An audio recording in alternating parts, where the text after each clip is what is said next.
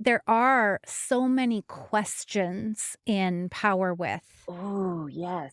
And I feel like power over is like decrees, Mhm. They declarations, do. like power over is saying this is the way that it is. And, power with is like, well, what else is there? Have we accounted for everything? Like, Mhm. what else do we need to keep in mind? What could be better?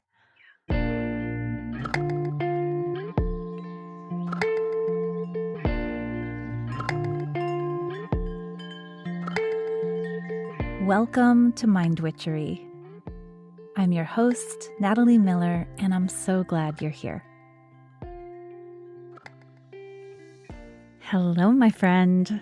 Okay, here is a very fun, very fun offering I have for you this week. So, I was recently on a podcast called Business as Activism. It's hosted by Elijah Selby, and we got on like a house on fire, as they say, as we were talking. We just had the best connection. No surprise, she is also a feminist coach for entrepreneurs.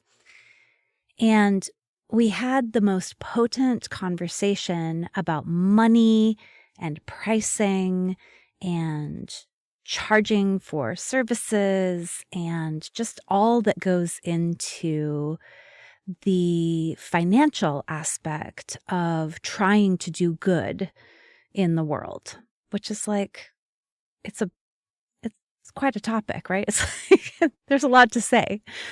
And in that conversation, we touched upon this moment of the difference between power over and power with. So power over meaning, you know, having power and using it to dominate versus power with, which is having power and endeavoring to share it. So we rightly said when we touched upon this concept, oh, this could be a whole other conversation. And then we decided to go ahead and have a whole other conversation about it. So that is what I have for you here on Mind Witchery today. Elijah Selby and I talking about power with instead of power over. And if you'd like to hear the conversation that spawned this conversation all about money, I hope you'll go over to Elijah's podcast, which is Business as Activism. Link, of course, is in the show notes for your convenience, but go over there and listen. I invite you to that episode also. These two are a pair. It's like salt and pepper, oil and balsamic vinegar. They go together so well. So without further ado, here is my new friend. Like these conversations actually kind of immediately birthed a friendship between the two of us. We didn't know each other before we were on each other's podcasts, but now we really do. So enjoy this conversation with my friend, feminist coach for entrepreneurs, Ms. Elijah Selby. She is so smart, so insightful, and so fun to listen and talk to. I think once you get over to Business as Activism, you will find lots of episodes that will be of great interest to you. And of course, I hope that this conversation and these conversations inspire you to join us in creating, in conjuring a more power with oriented world than the power over one that sometimes feels ubiquitous, but maybe isn't necessarily. Okay, I hope you enjoy the show. Okay. Ms. Elijah Selby, thank you so much for coming over to my house for what is part 2 of a conversation that you and I started over at your house Yes. on your podcast, the Business as Activism podcast, which highly recommend, 5-star. And we were talking over there about money and pricing and how we do with money in business. And one thing that came up in that conversation was a distinction between power with and power over. And both you and I were like, if we start talking about this episode's going to be 2 hours long. Yes. And so we decided to come over here and talk about it. Yes. And I'm so happy to be here on your podcast. And I will say, 10 out of 10, highly recommend. You're amazing. I'm so happy to be here. And as you just said, this power over versus power with conversation is so rich. And I'm so excited to have this conversation with you today because I'm a little obsessed with it. Well, it's important. Okay, so before we begin, I wanted to say 2 things about us. Okay. One is that we are both intersectionally feminist business coaches. So just so everybody knows, that's what we do in the world. Yes. Number 2, we are both white ladies. Yeah. We are both white. So I just want to fully acknowledge that you and I are about to have a conversation about power, and you and I are both coming from a place in our culture that is highly privileged. Right. So saying that from the get-go and feeling like that is especially important to say at the beginning of our convo here. It's so important because obviously, as aware as I try to be, as much as I try to teach myself, I do teach myself. I do listen, and I have learned. I've lived on the planet in this body, a white body. I have an education. I have a passport. I own a home.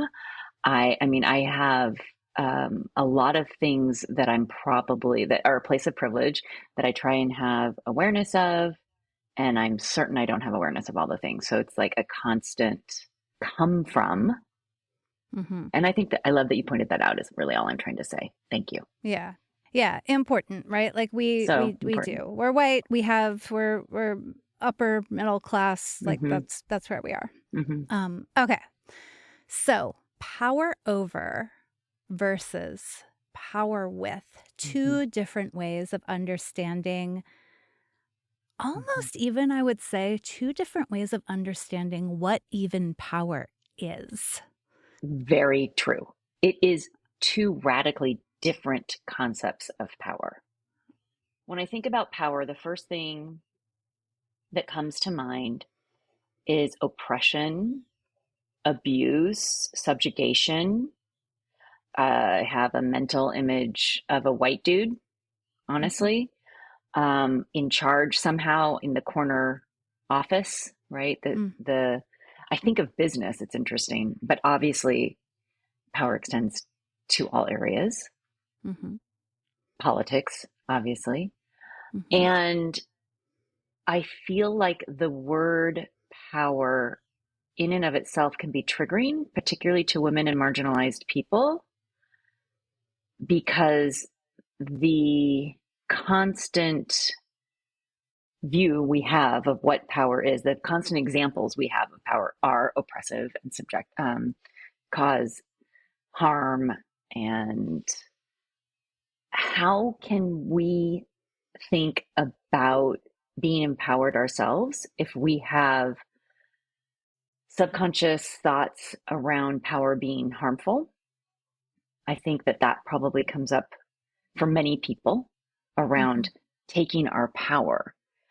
And I think that there's a link to money, because if we see people with money causing harm and then we want money, what are the subconscious / limiting beliefs, to speak coach-ese, that come up for us around obtaining money, around obtaining power? And so we are in the process right now on the planet, I believe, of creating new paradigms. So this paradigm shift around power, I think, is probably, I want to say, the most crucial shift that needs to happen, but also so hard for people to understand or comprehend or even imagine what powered with looks like, feels like, how that shows up. Do we even want to use the word power because it's such a like dirty word?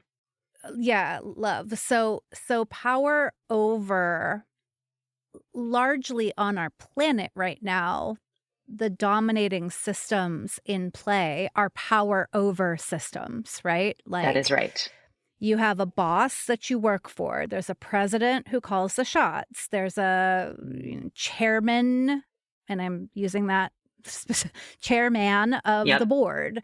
Power over is like hierarchical. Power over is I think kind of like assuming that there is only so much power to go around, right?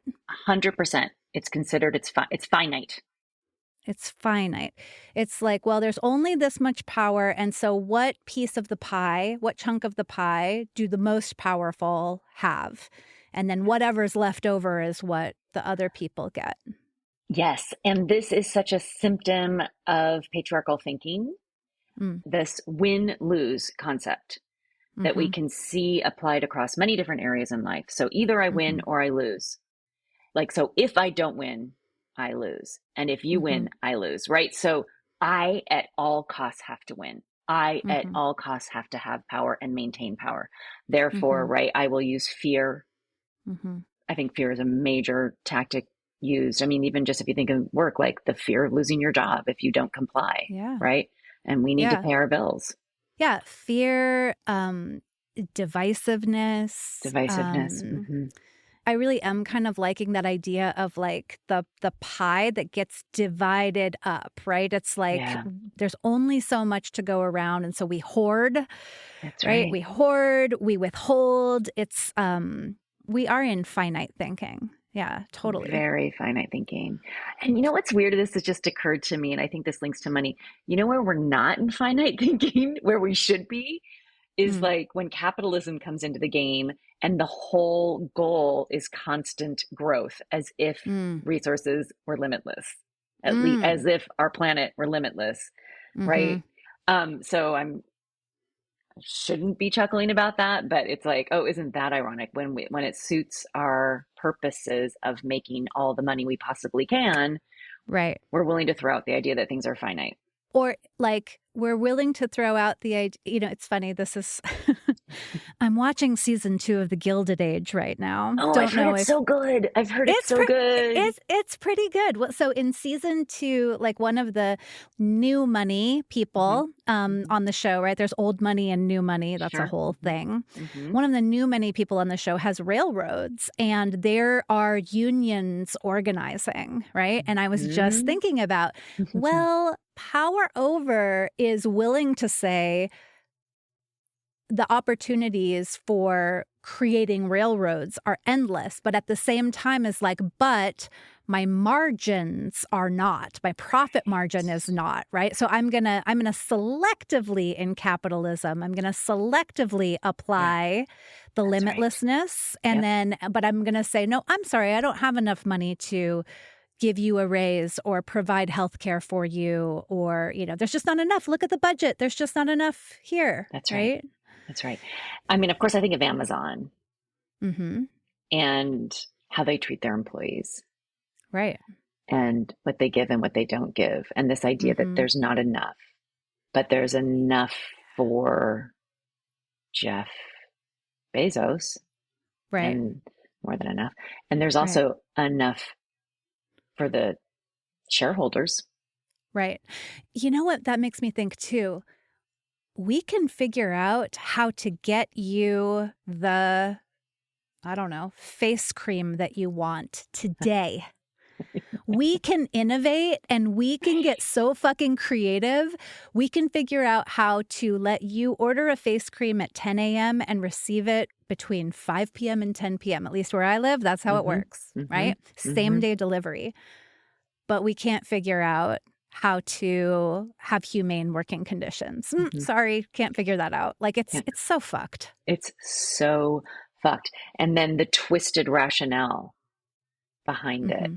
I want to mention something that I think a lot about. So I talk about this in life and on my podcast that we're plugged into the matrix. So the matrix being patriarchy and systems of oppression. So patriarchy, capitalism, imperialism, colonialism, racism, all of those things. Ableism. Ableism, fat phobia, transphobia, Mm-hmm. homophobia, right? All the things. Okay. That's the matrix. And so it can be challenging to unplug from the matrix. Mm-hmm. We can do it. And it takes people helping us see things differently. And that makes me think, the matrix is essentially culture. And I think a lot about what is culture? Why is this our culture?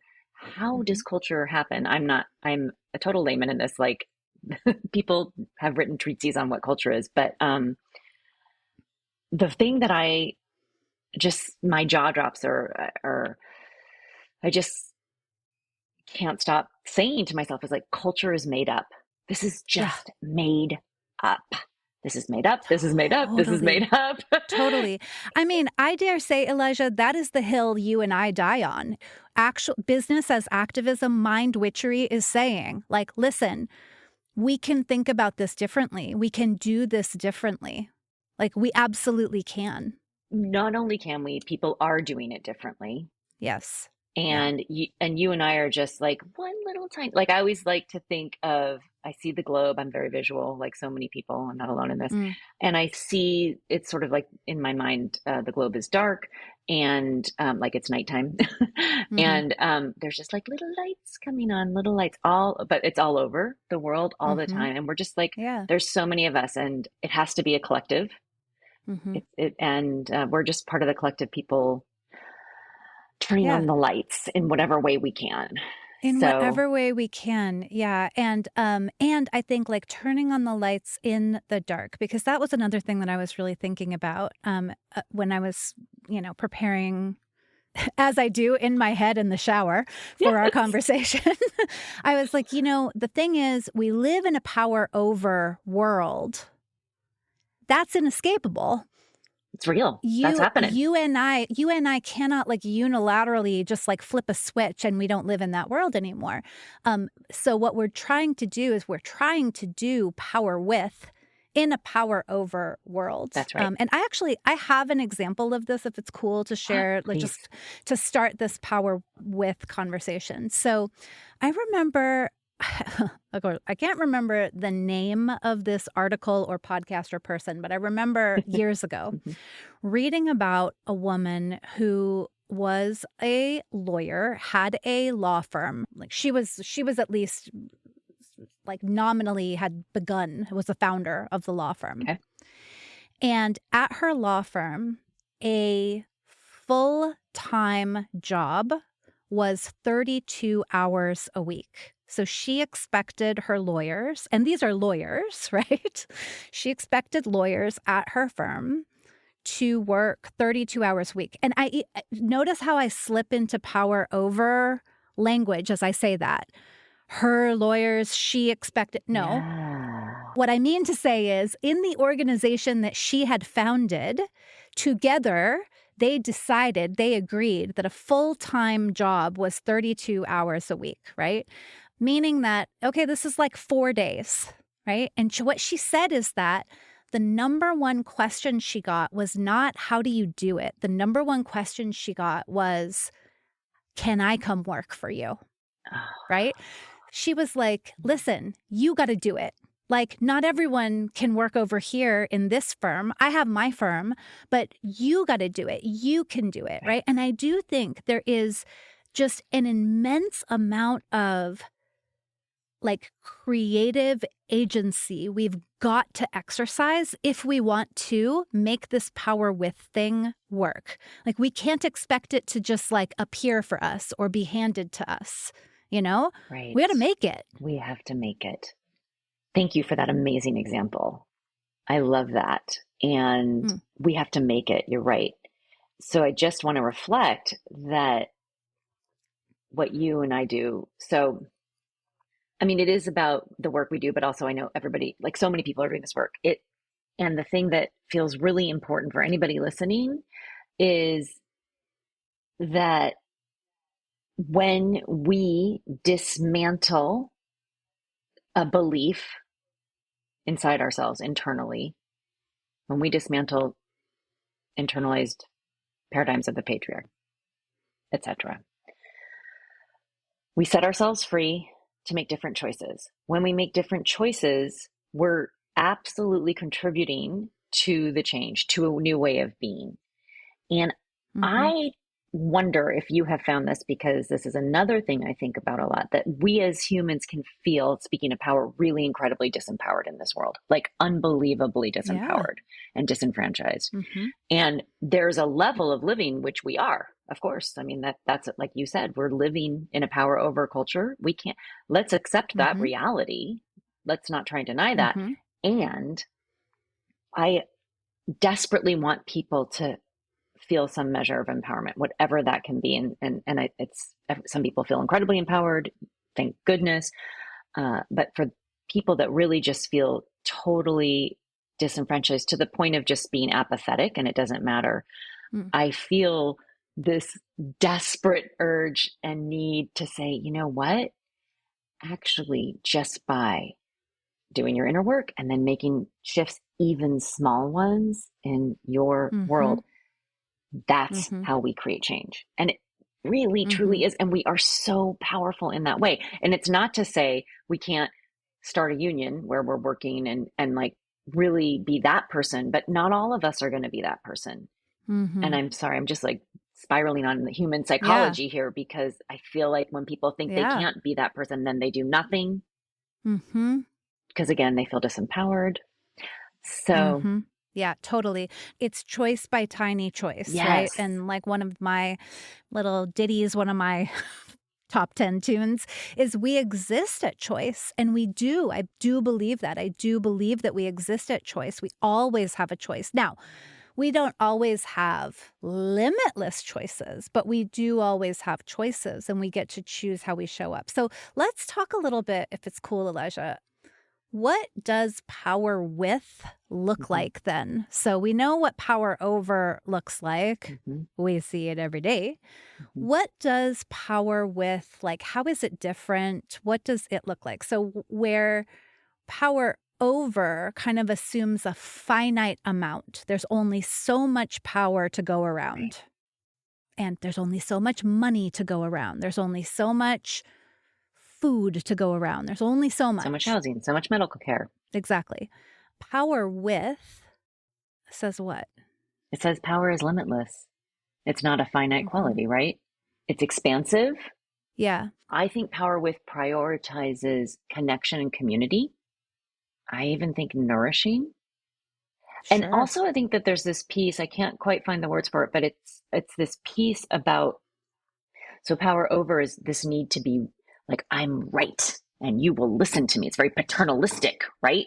I know what's best. And then power with, you know, feel free to help me with language here. It's like, it's respectful, it's connective, it's it's like trusting, co-creative and collaborative. Yeah.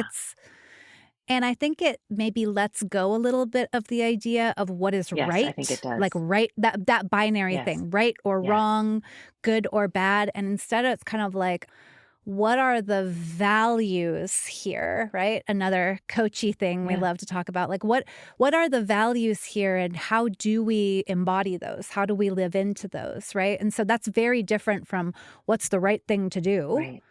Is like, you know, we want to be generous. How do we be generous here? Or we want to be innovative. How do we prioritize innovation here, right? It's like it's more spacious. It's so spacious. I love that you just asked a question. In other words, I was imagining you sitting in front of a group of people asking, how do we get innovative here? Yeah. Which is different from saying, let me tell you, we're going to get innovative and here's how it's going to be. Exactly. Yeah. So the energy of how do we get innovative here felt expansive, and it felt, I mean, I just imagined, again, I'm just so super visual. I imagined that energy touching everybody hearing that sentence right around you. Yeah, but I think the point is, right, there are so many questions in power with. Oh, yes. We're all asking the question. And we keep asking questions. And I feel like power over is like decrees, declarations, do. like power over is saying this is the way that it is. And, power with is like, well, what else is there? Have we accounted for everything? Like, what else do we need to keep in mind? What could be better? Yeah. I love this. And this occurs to me, something that people ask and think about when they hear the term power with is, well, how does anything get done? Because it's hard to imagine, because it's not what we are shown. So they start to imagine a space where it's this sort of interesting pure democracy. And therefore we can't do anything until we reach full agreement. And there are some spaces like that. I'm not, but the piece that I always want to say here is power with does not mean there's no leadership. And I think that that's an important distinction. When I was reading Emergent Strategy by Adrienne Marie Brown, and I'm not going to remember exactly, but she talks about an organization of shared power and how trust that we all have. For example, we all believe in the mission statement of the organization, and we all have its mission statement, and thriving as our best interests and our goals. And so that when there's a problem, there are the shared powers, different people can take leadership on that. Because, for example, if I was in an organization that was having a coding issue, I would not be able to take the lead on solving that at all. However, I might have valuable input into what the solution might look like, right? And, when I think of it that way, I think, gosh, this organization is so strong in its multiplicity of perspective, in its diversity, in its different people with different strengths and different ideas. And like, to me, it feels so balanced and also, like, I don't know, fruitful, alive. Like it's, right. It's that co-creativity, right? It's that co-creativity. And it's funny, we said that with power over, we have a lot of fear, we have a lot of control. In power with, I guess, what's the contrast here? Instead of fear, we have... Well, I think creativity. And I think creativity. I'm sort of like, the opposite of fear one opposite of fear might be a space to be creative, a space, because creativity means that your idea might not work out, right? So there's a freedom from the fear that you'll quote unquote fail.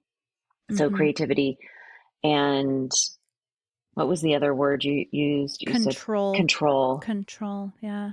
Well, there's definitely a letting go of control. And I think that can be hard for people. Yeah. I think there's connection maybe. Connection, thank you. Connection. And there's like a great deal of empathy also, I think, right? Like, I think we're like, when we're doing power with, like, we really are honoring the perspective and experience of the other person. And we're thinking, we are thinking like no one's free till everyone's free. Like we're really saying, right. We're all in this together. And the best solution is going to be the one that is taking all of these different perspectives into account. Right. Yeah. And I think that there's something else. And just thinking, I had mentioned a couple of moments ago, this paternalism that can show up in power over, like, I know what's right. I have to be right. So in the power with space, there's maybe we don't know the right answer. We're allowed to say, I don't know. We're allowed to be uncomfortable in that. Yes. And that it doesn't diminish us. 100%. Oh my gosh. We aren't masters of our environments, right? No, we're all figuring it out all of the time. Yeah. There is, I think, this like deep respect for the reality that everything is always changing. And listen, like how countercultural is that in the business space? Because what are you supposed to do in the business space? You're supposed to find your 3-step method or your 9-part framework. You're supposed to distill it down to the winning formula that gets results every time. You're supposed to know. Oh, what's the first thing you learn? I mean, I learned this years ago. I don't know what they're teaching now, but when I first started my business and took my first business marketing class, one of the Mm-hmm. very first things I learned was Mm-hmm. establish yourself as the expert. Yeah. Establish yourself as the expert. And boy, did that set me in a tailspin, first of all, because I was Right. just starting out Yeah. Totally. and I had things to learn. Yeah, yeah. And like, where is the room to learn if you Right. have to be the expert? And then B, there's some sense of like, I've got something you don't That's have. exactly right. And that's why you have to pay me for it. It's gross. It's gross. It's gross and it doesn't feel good. Yeah. And I want to say to anybody listening who's a coach and building their business, because I do think that not only is this messaging we've received, but it's again what we view in the marketing space often. I think this is Mm-hmm. changing, Mm-hmm. but this idea of establishing yourself as an expert and slash, I'm the one that has the answer to your Mm-hmm. problem Yep. is something we see, a messaging we see happening with people that are quote unquote successful. I'm Mm-hmm. entering a landmine here because what does successful mean? What does it mean? Like there's Yeah. so many things here, but Totally. so people that we see as successful, and often what we see as successful is people that are making a lot of money. Mm-hmm. So that it's so tempting to imitate that in our marketing. Mm-hmm. But more than that, it can feel like truth. It can feel like it's true that that's what we Mm. have to do. It's one of those weird things, like again, plugged into the matrix. It's really hard to see a different way when it's not being presented to us. Yeah. And Yeah. then we literally see evidence of that kind of manipulation working. Mm-hmm. Well, I mean, I think this circles back around again to we live in the power over world. In the power That's over right. world, that's how it works. Mm-hmm. You say, I've got something you don't have. Mm-hmm. It's the answer to all your problems, right? Like, I think what also for me is Mm-hmm. bound up in this, Elijah, is here's the result Oh, I'm going God, to get yes. you. Yeah. I think a couple years ago, I just decided, I was like, you know what? I have no idea what's going to happen when we work together. I Yes. literally have no idea. You might shut your business down because you fucking hate it, actually. You might need to leave your husband. Right. You might need to open up your relationship. Like you came because you thought that you had a marketing issue, but actually you needed to be polyamorous. I don't know, right? I have Haven't. no fucking idea what's going Right. to happen when we work together. And I think every like messaging coach or marketing person I would work with would be like, you really need to dial in the promise. What's your promise? And I'm like, dude, I don't have one. It is disingenuous to say, I know exactly what I'm going to get you because, like, A, I'm not getting you anything. We're co-creating. And Co-creating. frankly, you are doing the 80% of that co-creation. I'm just asking you some questions, right? And then B, how do I know which direction we're going to go until we start working together? That's right. And also, even just the question, that we ask or I don't know if you do, I do ask my clients, well, what is it that you desire? What is it you want? It can be among Mm-hmm. anything. And it's often an incredibly difficult question for people to answer because they've actually Yeah. never asked themselves. But even if they do have an answer, when we start working together, right? Just as you said, you thought you had your example, you thought you had a marketing problem, but really you needed to be polyamorous. Mm-hmm. When we start coaching and asking questions and unpacking and all the things, what you think you want may not be what you want at all. Totally. So here's a good question, Natalie, because I think, I'm sorry, I'm going off a little bit here, but I bet you people listening that are coaches are thinking, or business people, solopreneurs, entrepreneurs, Mm-hmm. well, if I don't tell people what my result is, how can I get people to work with me? And Oh, yeah, total. I'm just like curious what your answer is to that. Do you have an Mm-hmm. answer to that? Mm-hmm. Okay. So I think that, again, when we shift away from controlling the outcome and we talk more about what the values and vibes are that we're living into, we have a lot more room, right? Mm-hmm. So like once upon a time, I taught in a coach training program. Mm-hmm. And something that became super discouraging to me is all of a sudden this question got very popular there, and no one would kind of stop this question. The question was, what would you like to get out of this session? Like, to me, that is a controlling, close-minded, like, what would you like to get out of this session says, we need to produce a result. That's And right. also, right, I as the coach need to produce the result for you. Yeah. And I'm just like, everything is fucked up about that. I'm not here for that, Yeah. right? Well, it's limiting. It's very limiting. It's so limiting, and it assumes that the coach somehow has the ability to manifest that, That's right. right? Like, well, I want a solution to, my like marketing funnel or whatever. And it's just like, well, fuck, like, I mean, right? And I'm not, and I think this actually does go along also with my sense, Elijah, that so many people, especially in business, quote unquote, coaching, Mm, who call themselves coaches are actually consultants. They're not coaching absolutely. at all. They are giving the Mhm, method, the solution, the mhm, advice. They are mhm. not actually coaching. Coaching is a different thing. It So is. I could, I love that. I could, I could ride that horse around the arena for a while, but I won't. So here's just an example. This is what comes to mind for me. What I say instead,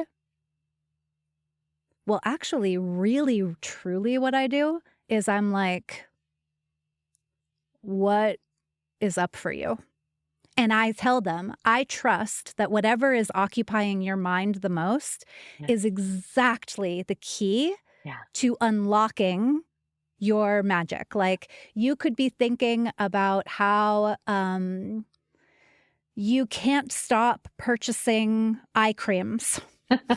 You could be worried about how Yeah. much eye cream you are purchasing, and we could have a coaching session about that, and it would get down into how you feel in your aging body, where you feel out of control, where you feel pressure to show up perfect. Like it is going Mm, to lead to the good stuff. mm, Always, always, always, right? 100%. It's so And that's fun. just like, I'm Mm, just going to be present with you, and I'm going to trust you. And I'm going to mhm. trust that whatever you're fixated on holds the key to what you need, right? Because it does. Because it It does. does. Yeah. If I were going to ask a question, I might ask something like, where would you like new perspective? That's a great question, Natalie. Well, thank you. I Yeah. love But that. because where would you like new perspective, or where would you like clarity? Like, that clarity gets a little controlling for me, but basically I'm sort of saying, like, listen, I don't know what we're going to see, but we can agree together where we're going to look. I love it. And I often say, I almost feel like you said this, and I don't remember if you did, so I apologize. But I often say, well, what's present for you today? Yeah. Because, and Yeah. that's essentially the example you gave of the eye cream, right? What's present for me is I am perseverating around all the money I'm spending on eye cream. Right. And then, I can just imagine my client being judgmental of the fact that they're perseverating around that. And it's like, oh no, that's the perfect Totally. Nope. thing. Let's look at That's the that. place. Ding, ding, ding. No, exactly. Right. And so I think that, yeah, I think that's the thing. And I love kind of saying this and pointing this out, because what I also find I always need to do, especially at the beginning of a coaching relationship. Now, once we're going, they trust. They're like, oh, good. I can't wait to find out why.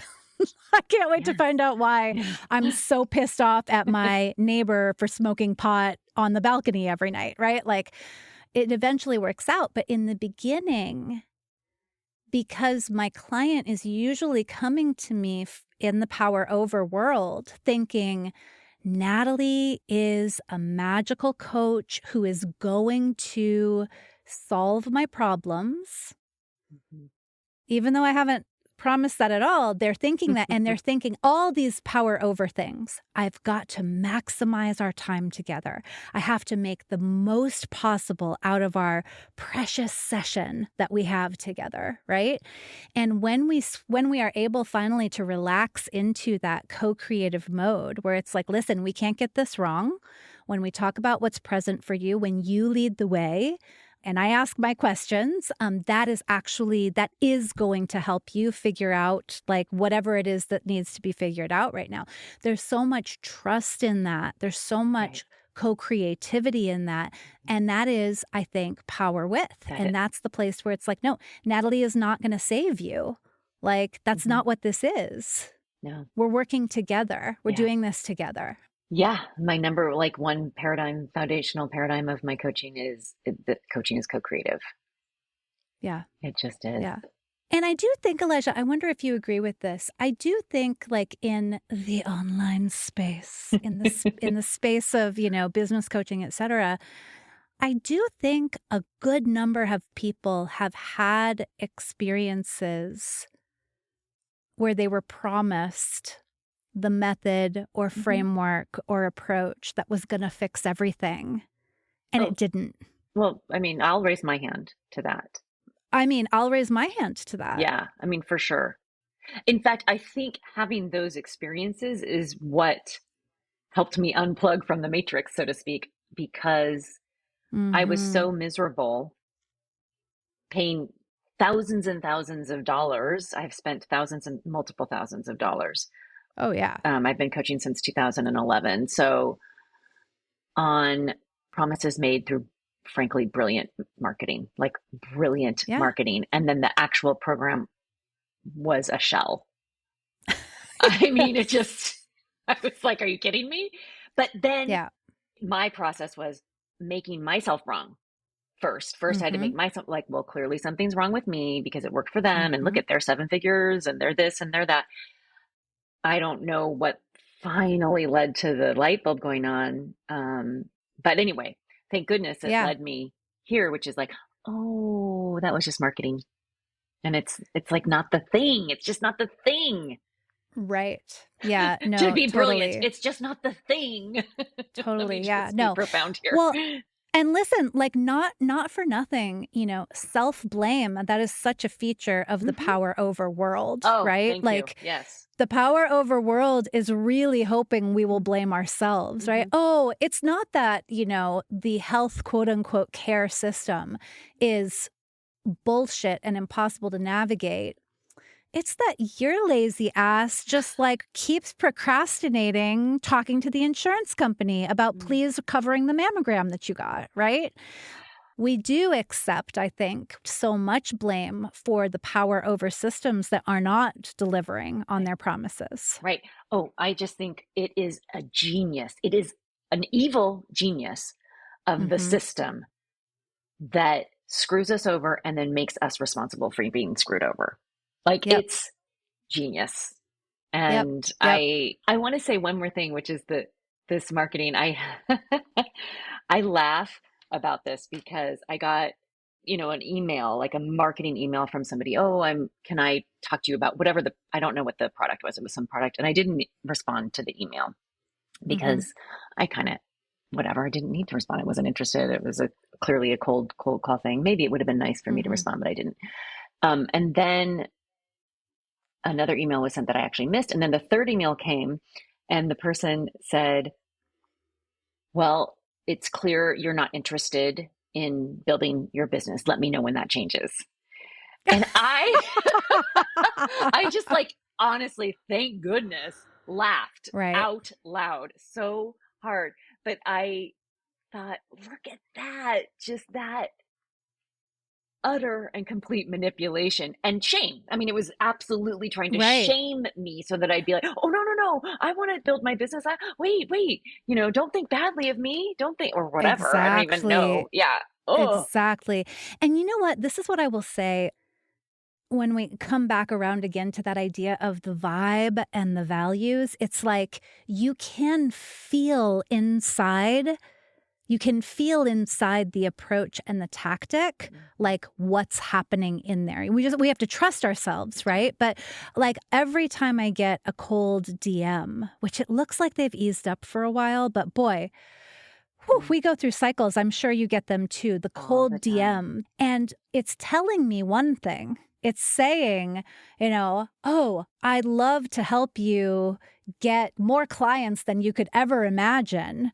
On repeat, whatever, you know, it says the message, but when you feel into it, you're like, this is an unsolicited message that feels desperate. Like this is an unsolicited message that feels manipulative, Yeah. like you said, right? And it's not about connection. No, it's not about It's connection. 100% not about connection. And oh, this topic, I think of this, I get so many DMs and I get them on all the platforms. And Mm-hmm. I've then seen programs that sell the method, right? This is how to get people through your DMs. And I think, oh, they're just following a script here. There's nothing Right. real here. Right. And Right. so it is not power with at all. It's not connection. And No, it's kind of no. not power over either. It's sort of just weird and Sad. sad. Yeah. Yeah. Yeah. Oh, But I do think, that is really important. I feel called to say that, once upon a time I was both a customer and a coworker in a place that had a really inspiring message. yeah. A really inspiring message. It said, we should all be millionaires. Right. That is so inspiring, right? Totally. And again, we have to look at, okay, but what is happening in there? What's the vibe? What are the values, right? Right. Is this just a message or is this actually happening? What does it mean if you say we should all be millionaires, but no one on your staff makes very much money at all, right? Like there's not integrity in it. And I think yeah. for me, that is actually turns out to be such a key feature of power with versus power over, right? Because the power over people, why are they so fucking scared? Why are they so well? If they're so powerful, why are they scared? Because they are plugged into win, lose, binary, finite mentality. Mm-hmm. And if things Right. are finite, you better grab on tight and not let go. You better grab it's on fear. tight. Yeah. Totally. It's fear, right? Mm-hmm. And then, but like it's unfortunate. mm-hmm. I'm like so with you. It's unfortunate. And it's like, so when we're getting that vibe or when we're seeing, oh, the values don't appear to be embodied. I think this is just so key because when we're embodying the values, Yeah. Elijah, it's fucking messy. It's not always pretty. It doesn't look polished. At It's all. a lot of like, how do we do this, right? That's right. Like, I don't actually know how to do this. We got to figure this out together, right? That's right. It's, in a traditional marketing sense, not a good look. It's not a good look to be figuring Right. things out, right? And yet, how much does the belief that we have to have it all figured out, that it has to be perfect, that it's win or lose always, like, right, how much does that actually, like, hamper our creativity and prevent us from like living into possibility, living into hope. Right. And creating something better. Creating something better, having our life be good, having the lives of the people around us be good, improving the world, all of these things. Mm-hmm. And I just want to reflect on the example you gave around the message is inspiring, but what's behind it? What are the values? And this is just something that I think about a lot and that I touched on and have touched on with you and other people, but and you have too, which is what's interesting to me is this idea, again, they're plugged in, so they can't see. I tend to give people the benefit of the doubt to a point. Don't get me wrong. I also hold people accountable for what they're putting out into the world and the actions that they take and who they are. I think there's always a point where people think they're really doing good things, that they are embodying their values, that but there's XYZ that they've been taught on how to make that happen. And they can't yet see that those actions are in direct opposition to what they're espousing. Because the human mind is so good at cognitive dissonance. Like it's really good at rationalizing our behavior and not seeing the forest for the trees and whatever other metaphor we want to bring to it. Yeah, no, totally. And again, we live in the power over world. So when I look around at all the Yeah, examples of everyone else who's doing this and who's being successful, I'm mostly going to see power over examples, you are. right? That's exactly right. Yeah. Hmm. And that's like a reason I think that I'm so glad we're having this conversation, and Hmm. also to just encourage so much all of our fellow feminist, revolutionary co-creators out here, right? Like, we've Yeah. got to talk about this. We've got to talk about it out loud. We've got to say, you know what? Fuck a promise. Fuck promised results. I'm not going to do that anymore. So what's, like you said, okay, well then how do you talk about it? What's another way, right? Yeah. And by having the conversation and by asking the questions, I think we give new examples. We give 100%. different ways of thinking about it and doing it, right? And I think that how can you start to see you're plugged into the matrix? You hear from somebody who's not. That's exactly right. Yeah. That's exactly right. Piece by piece. Oh my gosh. So good. Elijah, again, we could keep talking for like 5 years, I know. but Yeah. do me the biggest favor, please, and Hmm. tell our friends, in addition to checking out Business as Activism, your podcast, where else can they come to hear you talking about such Thank things? you. Oh my gosh. I think the place I show up the most is Instagram, and my Instagram is Elijah Shannon Selby. Just my name, Elijah Shannon Shannon Selby. But Selby. I also have an Instagram account called Business as Activism. So you Yeah, can find cool. me both places. Yes, we Thank you. shall put that into the show notes. And, I look forward to whatever co-creation we end up, however else we continue to co-create, Elijah, because I feel like you Me are too. my people, very You are much my people, so. Natalie. Yeah, I just have, I feel so much joy being connected to you. Thank you so same. much. Just so Thank grateful. you so. Oh my gosh. Okay. Love Mhm. Fest. So, Yes. sweet listener, thank you so much for listening. I hope that you got something fun out of this conversation. Like, right to me, to Elijah, with your questions and your thoughts, and like, let's keep co-creating this conversation. And keep co-creating a world in which maybe just maybe power with is a viable option. Yeah. All right. Thank you so much. Bye for now.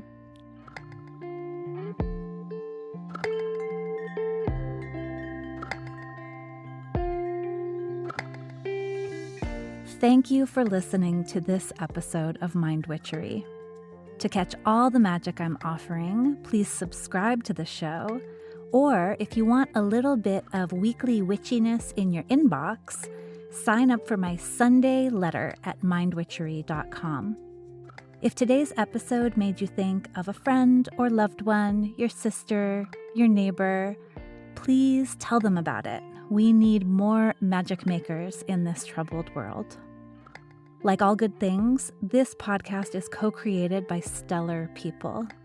Our music is by fabulous DJ, artist, and producer Shammy D.